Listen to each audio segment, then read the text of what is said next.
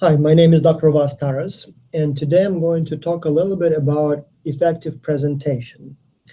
And when we talk about presentation in the X-Culture context, there are three different types of presentations or presentation modes, I guess, that our students and coaches have to deal with. And those are, first and foremost, the actual student business proposals. So it's a document, and so the question is, how do you prepare the document that it looks professional and presentable when the either professors or the clients read them? Two, when the X-Culture Symposium time comes and students come to that meeting and meet face to face with the clients, they also present their work verbally. So basically, they do a presentation. And so there they would not be submitting any paperwork, although they can still give a one-page review of what they have to say. But they have to deliver a presentation by basically speaking and using slides. And so there is a certain skill, or there are certain rules that allow you to make the presentation more presentable, more appealing, more convincing. And then three, the coaches have to prepare executive summaries or analytic summaries for the clients based on the reports prepared by the students. So the students would write the reports, and then the coaches process them. And sometimes it's a lot of reports. And then they prepare short 3-5 page summaries of the main ideas presented in those reports.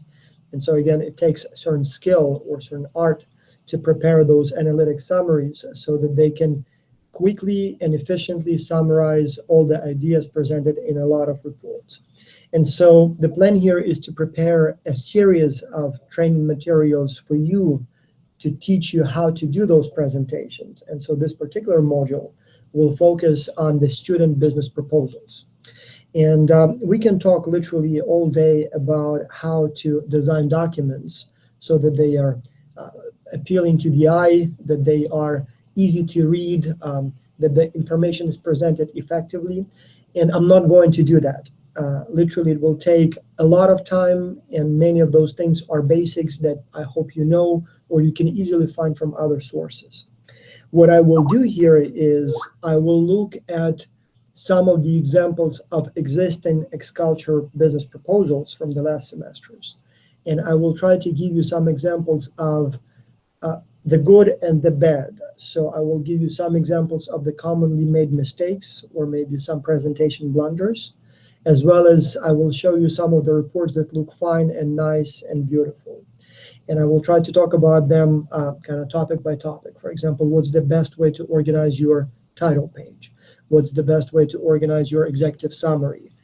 How to use tables. Again, I will try to drop everything that is common knowledge that applies to every possible report. And instead, I will try to focus on the things that are specifically unique to the X-Culture business proposals, so that maybe those will help the students, the coaches, to develop better reports, or coaches help the students develop better research.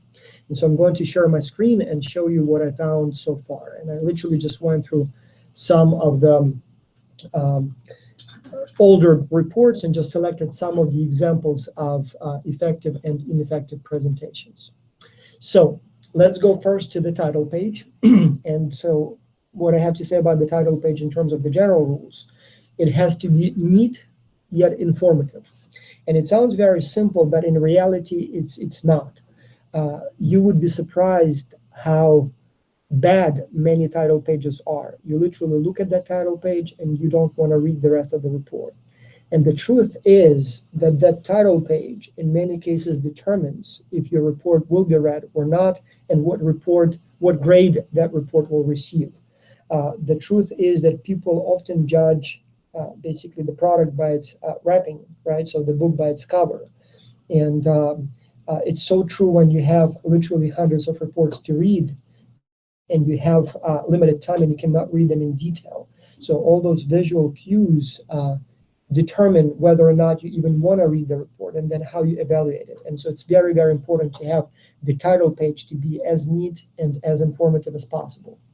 So here is an example of a very nice and neat page where you see the company name, You see the team number one. You have the list of the team members, and you have a quick description of who did what. So this is good. And by the way, that's a rarity. So in most cases, you would see much, much messier title pages. This one is also good, but there are a few things that I don't like about it and a few things that I do like about it. What I like about it is that there is some graphics, some pictures, and it makes it a little bit more visually appealing and eye candy, right? So it doesn't really give you more information, but makes it a little bit more interesting to look at. At the same time, what I don't like about this title page is that you cannot easily see who was on the team. You kind of see the list, right? But it's in line, so it's hard to differentiate the names and see who is where. I don't see why there was a need to put the date here. I suppose you could, but I mean, it doesn't really matter. Everybody was submitting the report around that date. I'm not sure also about the course title, so potentially not useful. And what I would like to see, and I don't see on this page, is who did what on the team.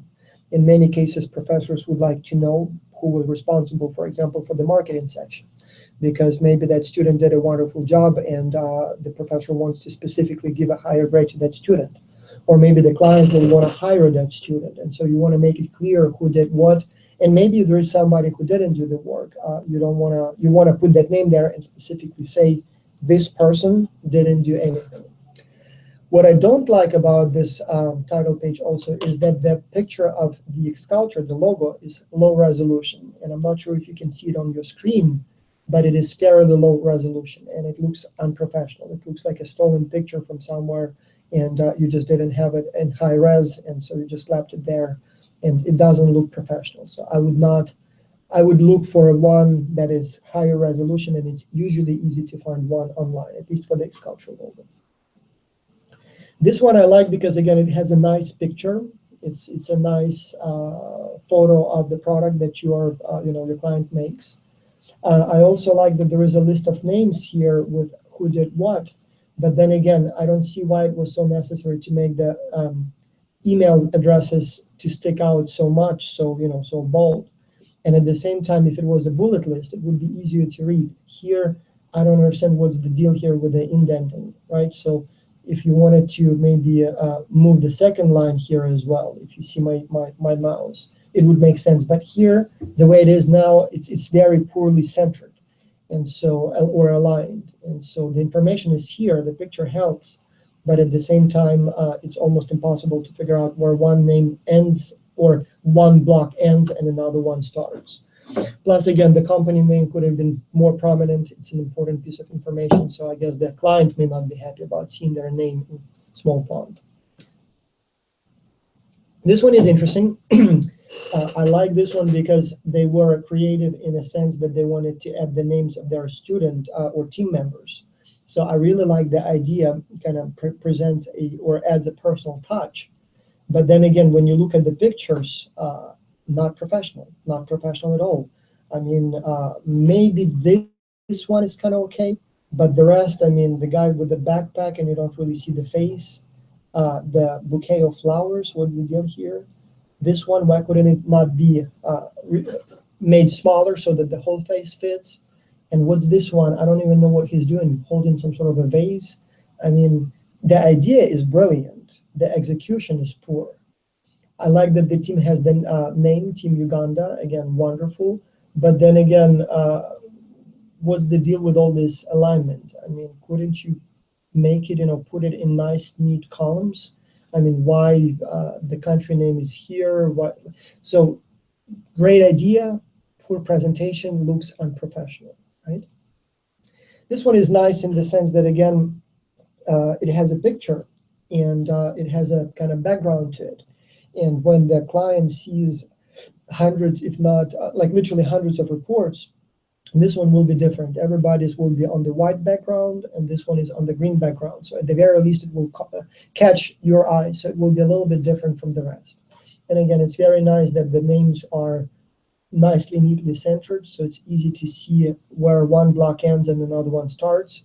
And so you see the names, the contacts, as well as who did what. Like this guy was the researcher and coordinator or contributor. The other one was writer and project manager. So very nice from that perspective.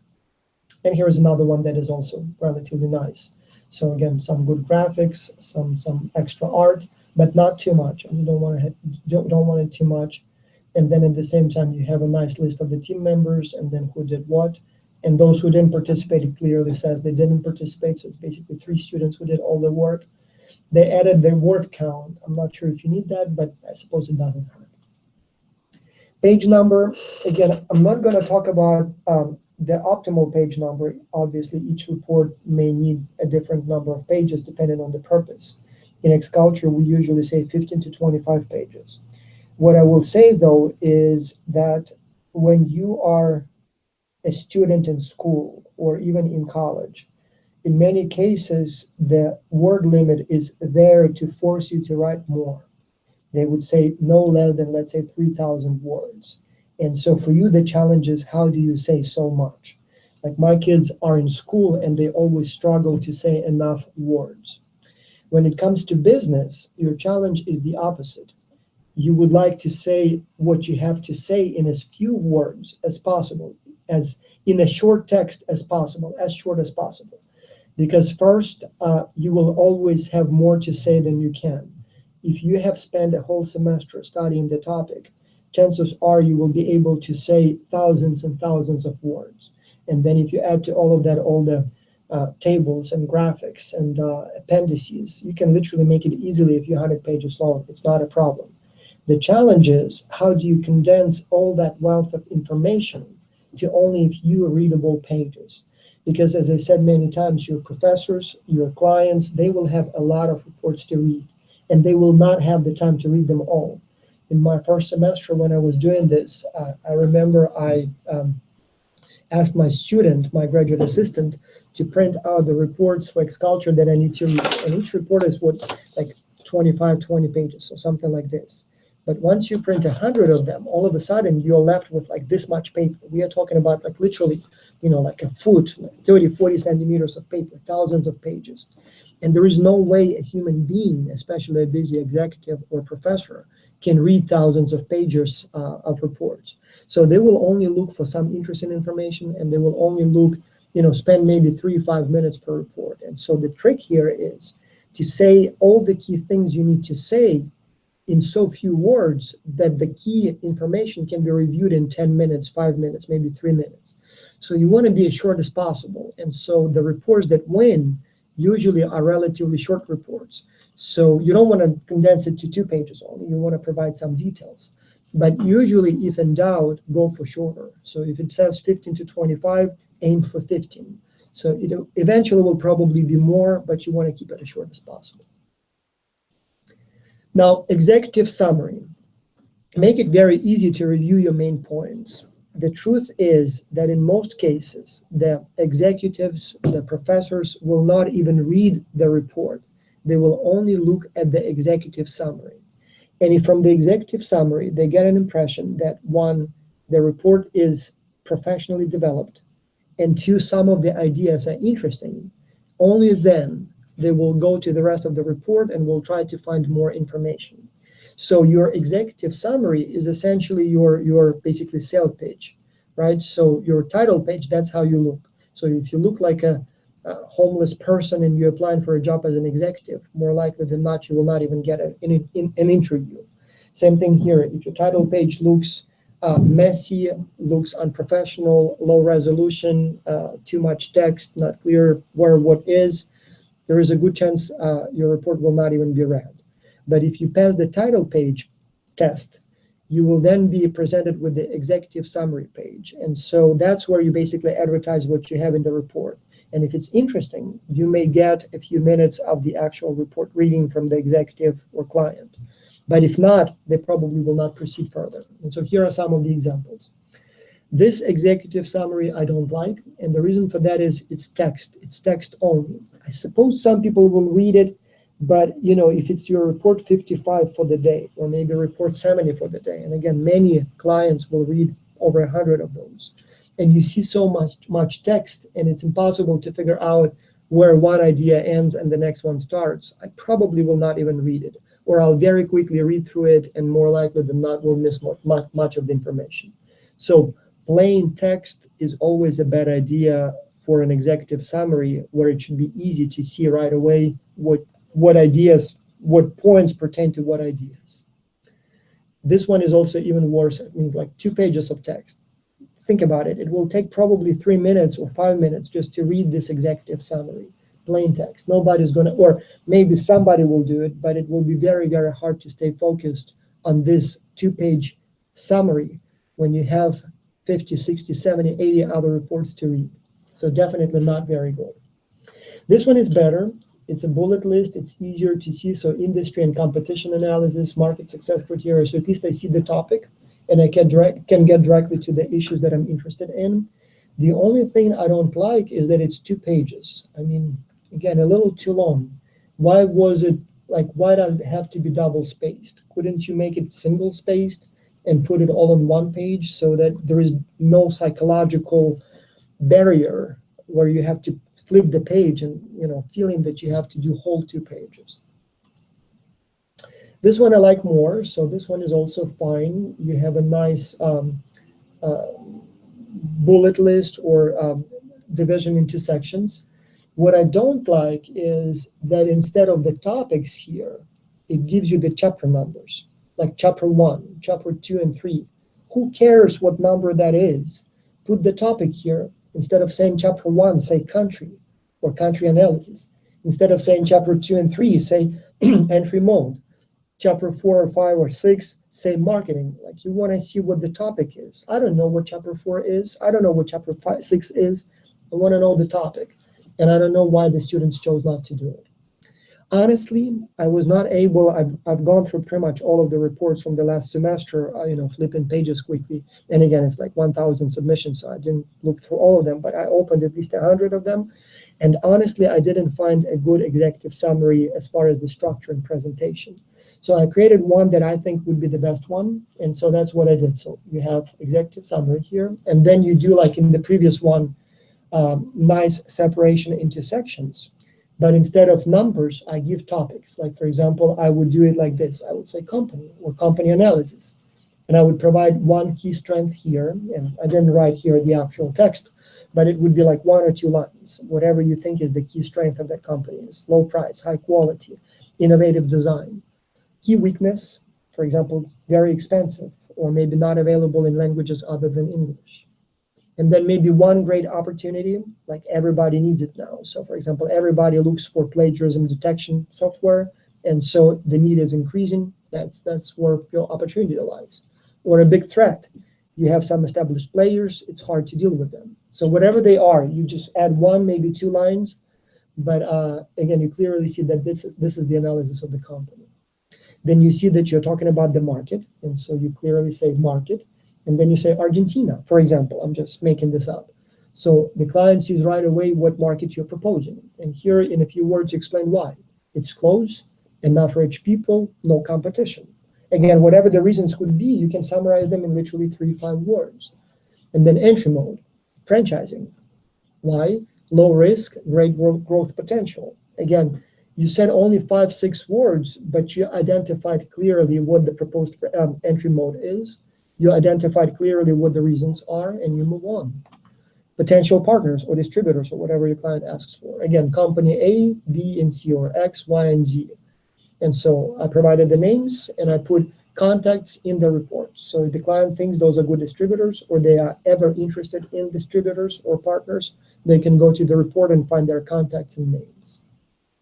If the section is on promotion, for example, you can say, well, promote through, like in this hypothetical example, using professional mailing list of this association. And again, I made up the name, but you see right away, so there is one.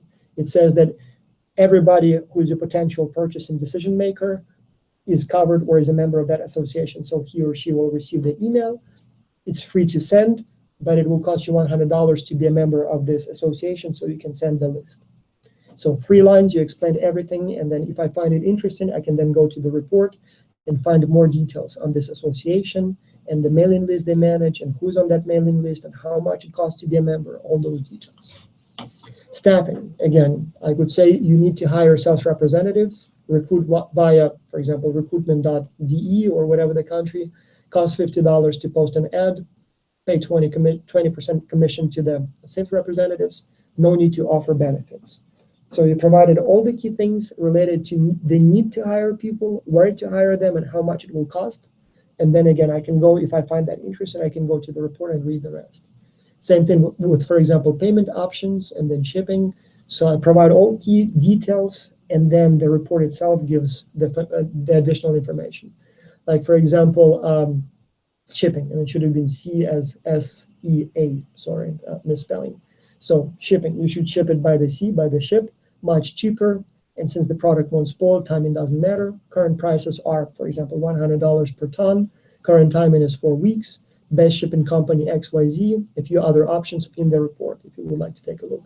Be aware of a 5% import tariff when the products will be entering the country. So again, you provided all the main points and at the same time didn't take much space. And so it's enough to give the client enough information about what you will be proposing, and they will go for the rest of the report for the details.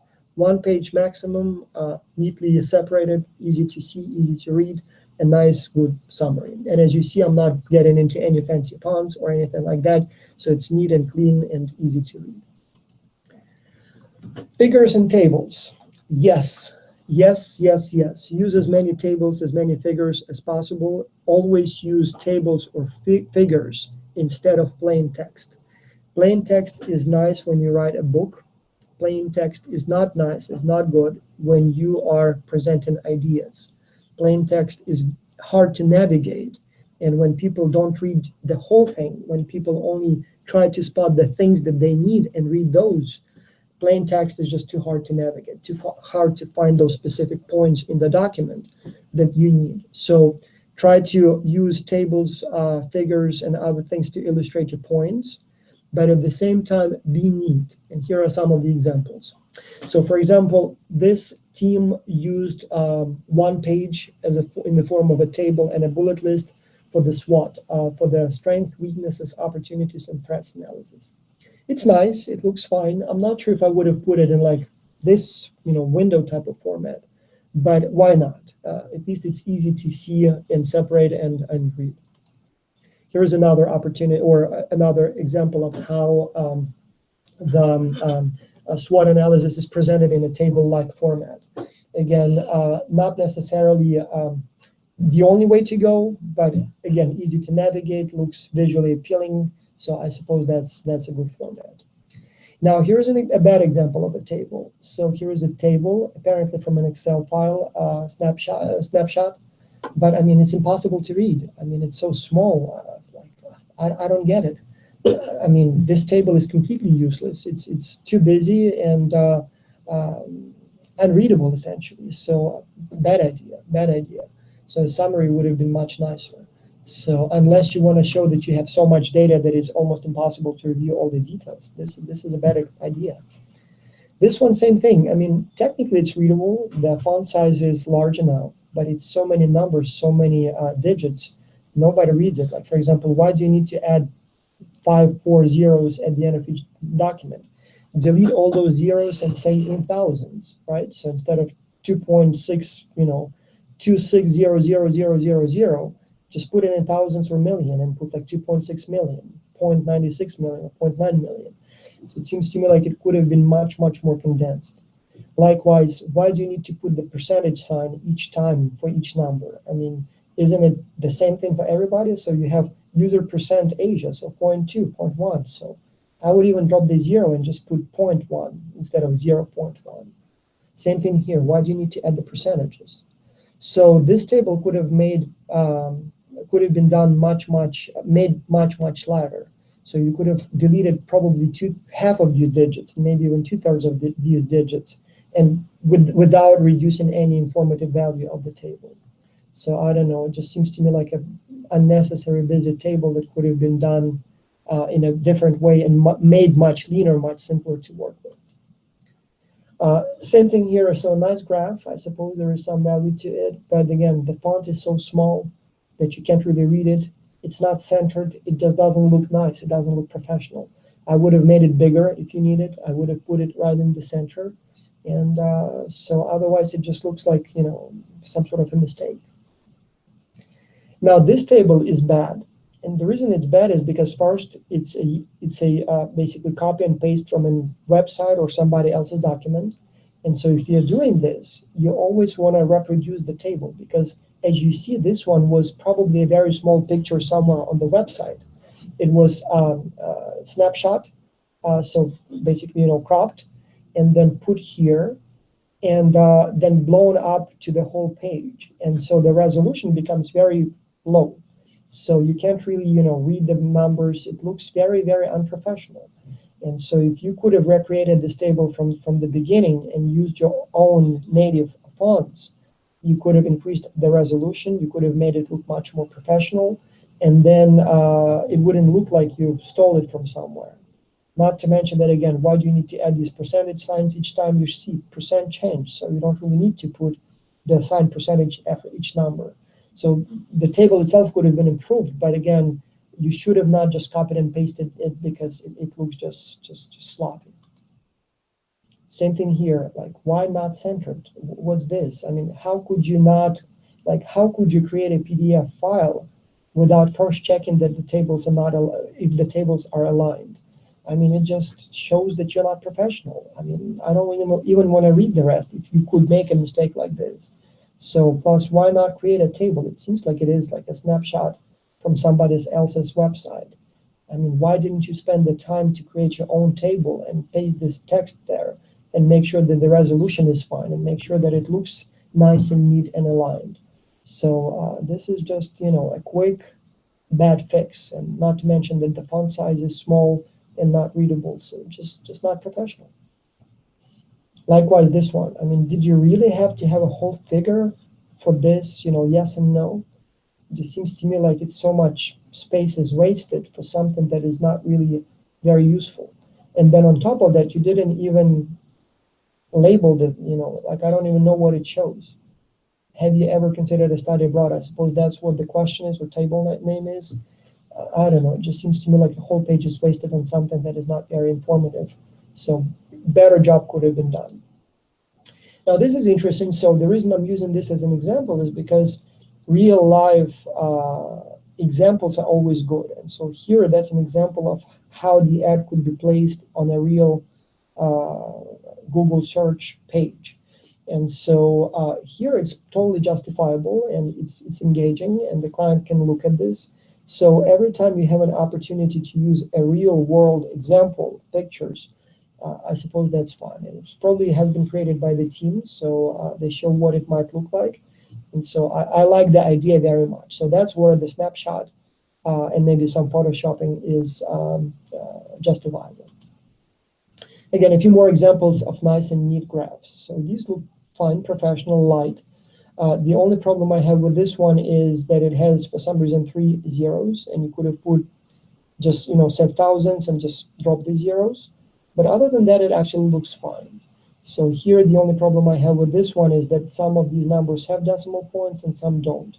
Plus, again, the choice of the scale is a little strange. Like, why do you have to make it 6.4, 6.8? Wouldn't you make it, I guess, more logical units? But I suppose if the step is 0.2, maybe it's justifiable.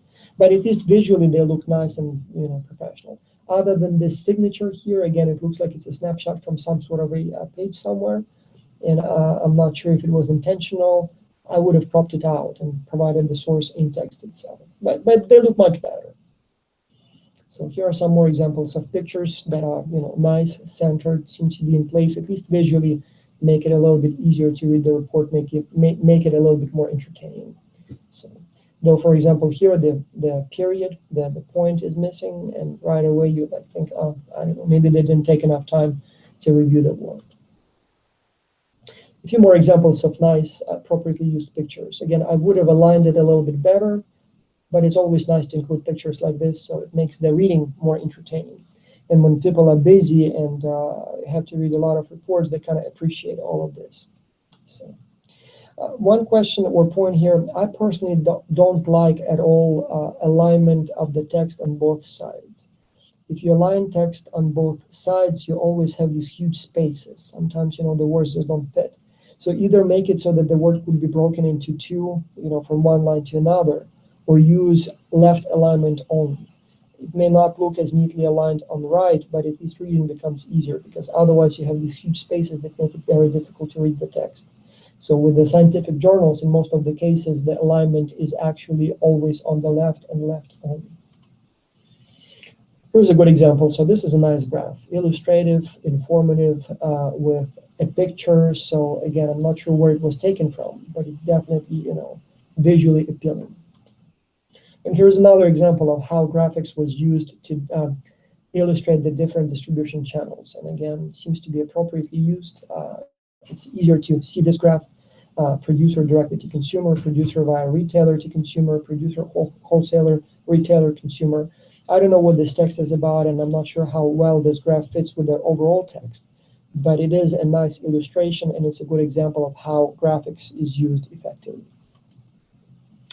Headers and footers, and selection is separation into sections. Yes, I would say use headers and footers, but only if you can do it neatly and minimalistically. So don't make the headers and footers too heavy and section separations too heavy. Here are some of the examples. Like, for example, this one. So as you see, they separate the text into sections using these kind of blocks. And so dark blue is for chapter sections, light blue is for subsections. And I did read the whole, or looked through the whole document. Yes, these separations make it, with this coloring makes it very easy to separate the sections. Helps a lot. And then you have the header where you have the company name and the team number. I am not sure if you need that information on every page. I guess maybe it would be pleasing to the company to see the name of the company on every page. But I don't know if you need to repeat your team number so many times, and if you need to repeat the company name so many times. Page numbers, yes, that's a good idea. So here is another one where the separation is done very neatly into sections. So you have nice section 3, comparison with competition, and then you have nice blocks, so easy to navigate. So, yeah. Bullet lists, yes, yes, and yes. I would use them as much as possible. As I said many times, they make navigation easier, and they also remove the need to use full sentences. In many cases, it's enough to provide only the keywords, and when you use bullet lists, in many cases, you can get away with that. So you can kind of say more with less. So, but again, here are some of the examples. For example, you have a bullet list and you have plain text, and this one is for SWOT analysis. So when you see the bullet list, as you can see, it seems to be much easier to navigate and easier to read. Whereas when you have full text, it's, as I said, by the time you read your report 25 for the day, you become tired, and so it's hard to deal with the long text. So I would definitely go with the bullet list instead of full text. Here's another example of how it's done fine. So results obtained. They could have presented the results in plain text, but they chose to separate them by bullets, by bullet points. And I think that's a good idea. So it's easier to read, easier to navigate. This one, probably a little too much. So executive summary. So it's a bullet list, but it looks like plain compressed text. So I probably would have done a little bit more separation, and maybe used like a bold font for entry mode, for whatever other topics are here, HR. So interesting idea, but done in a way that it's almost painful to the eyes, to read, a little too compressed. But other than that, it's fine. Now here are some other annoying blunders. So some of the things that you see all the time, and they send a wrong message about your professionalism. As I mentioned before, you see often low resolution images. And yes, I understand it's a good idea to put the logo of your company on the title page, but if it's in low resolution like here, it's definitely not a very good, if I can increase it some more so you can see it. So it's definitely looking like a stolen image rather than a good professional image. Another one is this image has white background. And as you see, the image wasn't cropped, which could have been done. And so the image background kind of overlaps with the text. And as a result, you can see the Ager studies or manager study or whatever that is.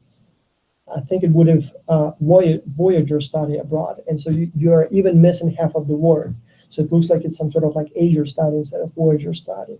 And so that's definitely not professional. On the title page, I mean, there were 6 people on the team. How could have you not checked for that and corrected the error? Very unprofessional. Same thing here. So we see 2 graphs, pie charts on the page. And this one is for some reason compressed. So instead of a circle, you have an oval. And it's a minor thing, but you see, especially when you look at both of them at the same time, you see right away that one of them is compressed on the sides. Why? It's so easy to kind of pull it to the parts and make it round. So, I mean, it's instantly looking unprofessional. Very strange. Same thing here. Couldn't you align these pies, these circles, together? So why this one is a little bit bigger than the other ones? Why are they not centered? I mean, it just seems a little strange. I mean, should have not, not to mention that you have all these different fonts, like bigger here, smaller here. Why not make it all consistent? I mean, it's a minor issue, of course, but I mean, that's how people, how impressions are created about the quality of your work. And so these are the things that are easy to fix. And at the same time, if you don't fix them, they send a wrong message. This one, I have no idea why the text is highlighted. And you see this all the time. I don't know why, but somehow lots of text, or in many reports, some sections of the text would be highlighted. And I have no idea if it was a mistake when the PDF file was created, or some sort of a rendering error, or it was somehow highlighted for the discussion purposes and then never the highlights were taken away. But I mean, obviously, it's a problem. And so you want to submit a PDF file, not a Word file, because PDF ensures that everything appears where it's supposed to be on the page. And when the client opens your file, it will look exactly the same like it looked in your file. Whereas when you use Word or maybe some other text editing software, you never know how exactly it will open in your client's computer. Maybe they have a different version of Office, or maybe they use Open Office instead of Microsoft Office.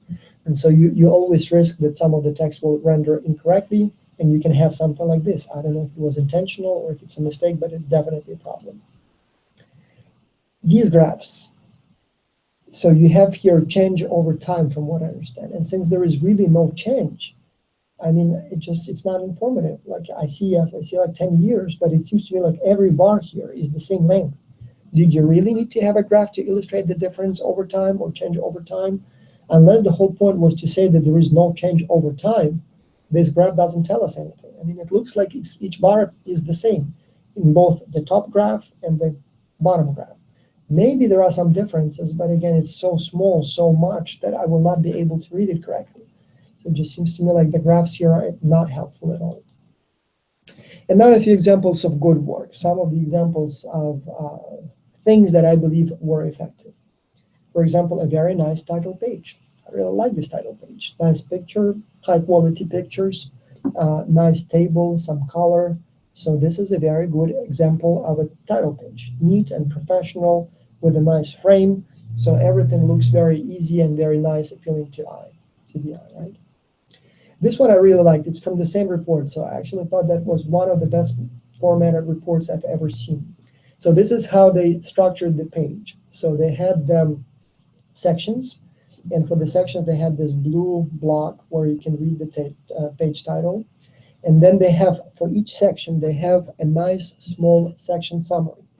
I liked it so much that we actually made it mandatory now starting this semester to have nice, like a section summary or executive summary for each section.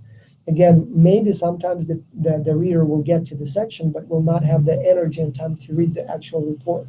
So you see a nice title here, and you have a nice, 5-line summary of the section. And if it's interesting, people will read the rest. So I like that very much. I'm not sure if this background logo helps, but I suppose why not? So it's not really taking any much space, and it kind of makes the report look more like promotional material than just simply text.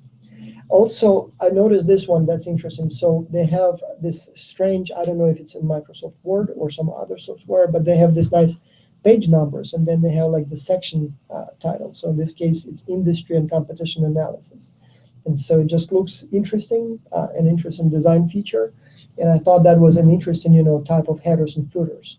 I'm not sure if you need to include the team number on every page, but I suppose why not? So same thing with the company logo.